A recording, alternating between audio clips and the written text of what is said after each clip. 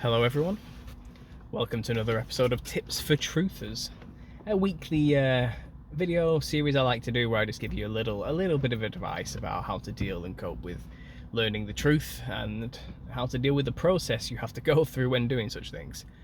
This week's advice, I suppose it's three pieces of advice which kind of come under the same category.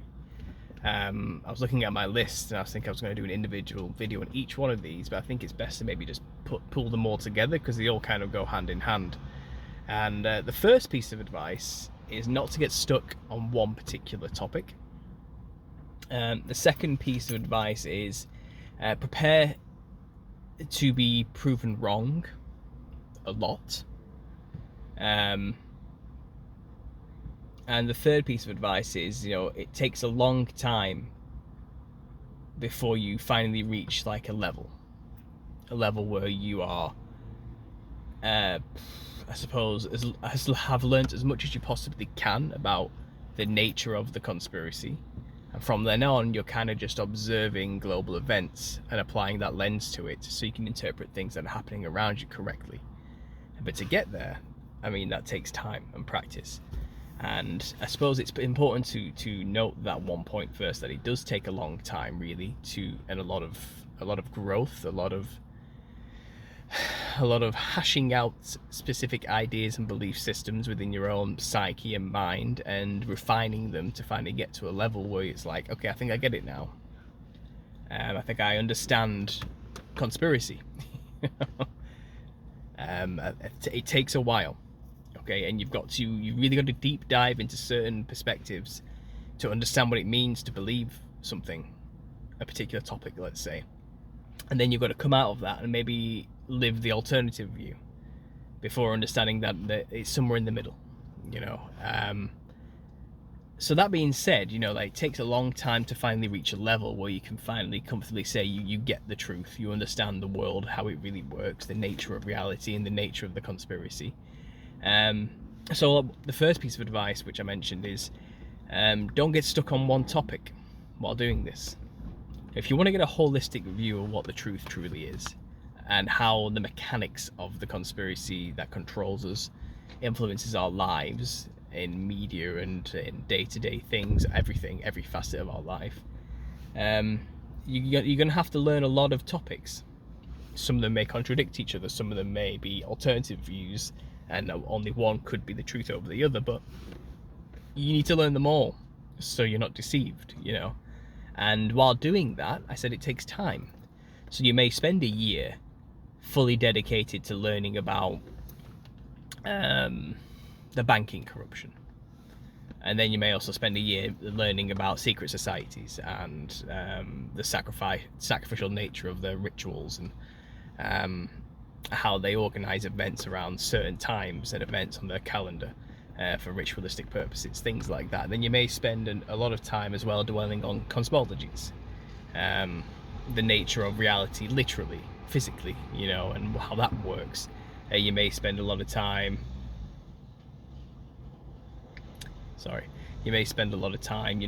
researching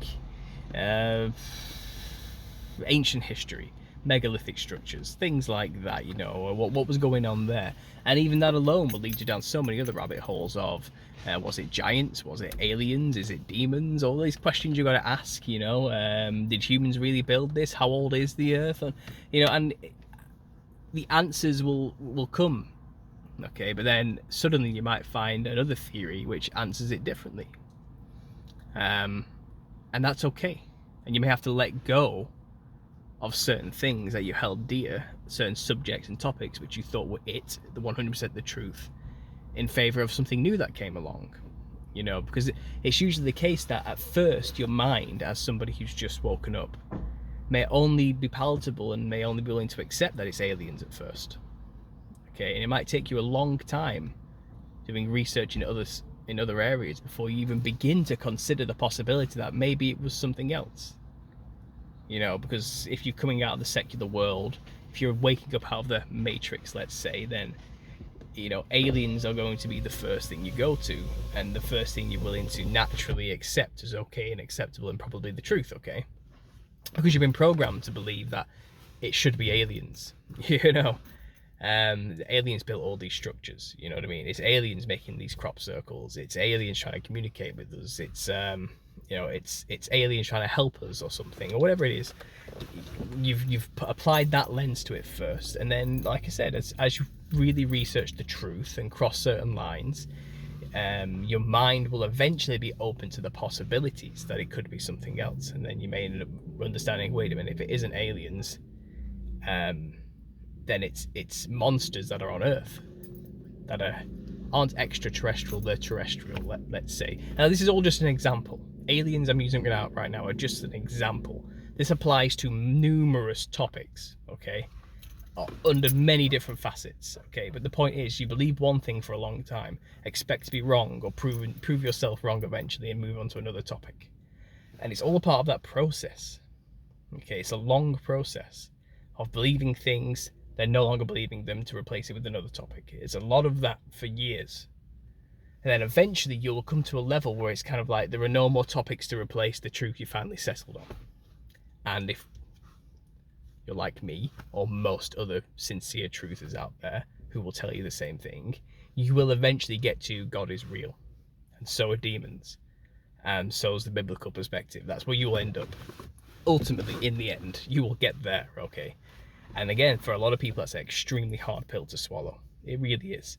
But that's the world we live in, okay? And to get there, it may take you years. It may take you absolutely, it could take decades for you to finally get to that point, because once you're on the path to seek truth, your mind eventually gets to the point where it will start to allow yourself to question yourself, okay? Before that, you're usually pretty locked in your worldview and you don't really budge from it. I mean, there are a lot of, don't get me wrong, there are a lot of Christians out there, I'd say, who are stuck in false beliefs as well, and have warped perspectives on reality and haven't got a clue about the truth on a lot of things, you know. So I'm not saying all Christians are perfect and know everything. No, they do not. There are a lot of Christians who are still asleep in this world. You know, they exist too. So I'm not trying to like single anybody out here, but you know, like, these people, you know, who at first, like I said, it's easier for them to believe aliens, so for a long time they'll be on that perspective before eventually waking up and realizing, well, it usually ends up like, well, if these secret societies believe in the devil and they have an agenda that benefits them for us to believe it's aliens, could it be possible that demons are real? You know, you start to ask these questions, and you may not believe it straight away. You know, there are things you won't believe straight away. It'll take time to move on to the next topic. So, like I said, there's 3 pieces of advice there. You know, don't get stuck on one topic.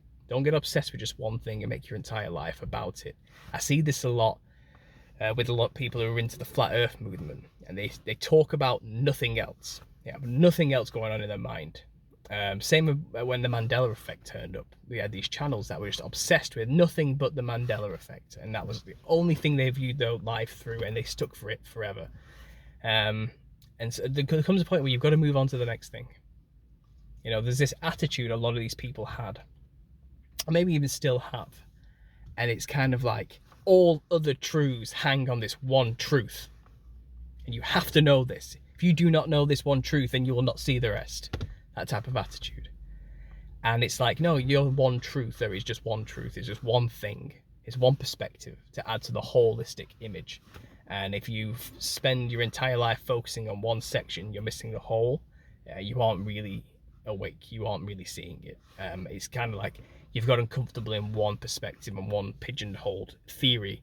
You feel safe there, and maybe you're scared to go out and question it or see other perspectives because you're tired. You know, you just want to finally stop. You know, but this doesn't stop. Like I said, so the first advice is don't get stuck on one topic. Prepare to be proven wrong and prove yourself wrong over and over and over again until you finally reach a level where it's kind of no more wrongs to be proven type of thing, because you've done it all. You know, you've swam in the deep end for forever and you finally come up and see it, you know. I expect that to take a long time, you know, but expect to be proven wrong. And like I said, the last piece of advice is, what was it? Don't I'm stumbling over myself here, but yeah, what was it? Don't get stuck on one topic.